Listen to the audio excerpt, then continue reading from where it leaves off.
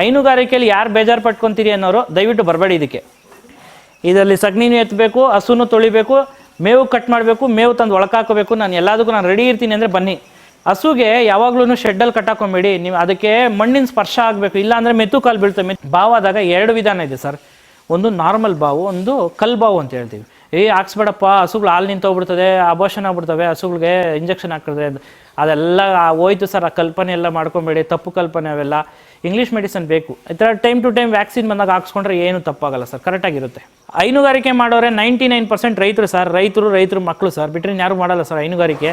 ಯಾಕಂದರೆ ಈ ಕಷ್ಟ ನಷ್ಟ ಯಾರು ನೋಡಲ್ಲ. ಇದು ಬಾವಾದಾಗ ಯಾರೋ ಕೆಲವೊಂದು ಜನ ಕೇಳಿದೆ ಸರ್, ಏನು ಮಾಡಬೇಕು ಎತ್ತು ಮಾಡಬೇಕು, ಯಾವನೂ ತಿಳಿಸಿಲ್ಲ. ಯಾರು ನನ್ನ ಕೋಪ ಹೆಂಗೆ ಬರ್ತಂದರೆ, ತಿಳಿಸಿದ್ರೆ ಇವತ್ತು ನನ್ನ ಹಸು ಚೆನ್ನಾಗಿರ್ತಾ ಇತ್ತಾ. ₹2 ನೀವು ಹಾಲಿಂದಾರ ನನಗೆ ರೈಸ್ ಮಾಡ್ತೀರಾ, ಹಿಂದೆನೇ ಬೂಸ ಅಂಗಡಿಯನ್ನು ರೆಡಿ ಆಗಿರ್ತಾನೆ, ₹150 ರೆಡಿ ಮಾಡ್ಕೊತಾನೆ ರೈಸ್ ಮಾಡೋದಕ್ಕೆ. ಸೊ ನೀವು ಅವಾಗ ಬೆಲೆ ಪರಿಷ್ಕರಣ ದರ ಅಂತಾರಿ. ನಾನೊಂದು ಹಸು ತೀರ್ಕೊಂಡು 6 ತಿಂಗಳಾಯ್ತು, ನನಗೆ ಇನ್ನೂ ಇನ್ಶೂರೆನ್ಸ್ ದುಡ್ಡು ಬಂದಿಲ್ಲ. ಅವನು ಬಡ್ಡಿಗೋ ಏನಕ್ಕೋ ತೊಗೊಂಬಂದು ಒಂದು ಹಸು ಕಟ್ಕೊಂಡು ಬಡ್ಡಿ ತೀರ್ಸ್ಕೊಂಡು ಅಂದ್ಬಿಟ್ಟು ಅವ್ನು ತೊಗೊಂಬಂದಿರ್ತಾನೆ. ಅವ್ನ ಗತಿ ಏನಾಗ್ತದೆ ಸರ್? 6 ತಿಂಗಳು ಅವ್ನು ಬಡ್ಡಿ ಎಲ್ಲಿಂದ ಅವ್ನು ಕಟ್ತಾನೆ. ಈಗ ಸರ್ ಬೇರೆ ಕಂಟ್ರೀಸಲ್ಲೆಲ್ಲ ಒಂದು ಹಸು ಸತ್ತೋಯ್ತಂದರೆ ಮಿನಿಮಮ್ 24 ಅವರಲ್ಲಿ ಅವ್ನು ಕ್ಲೈಮ್ ಅಮೌಂಟ್ ಬರ್ತದೆ ಸರ್ ಅವ್ನಿಗೆ.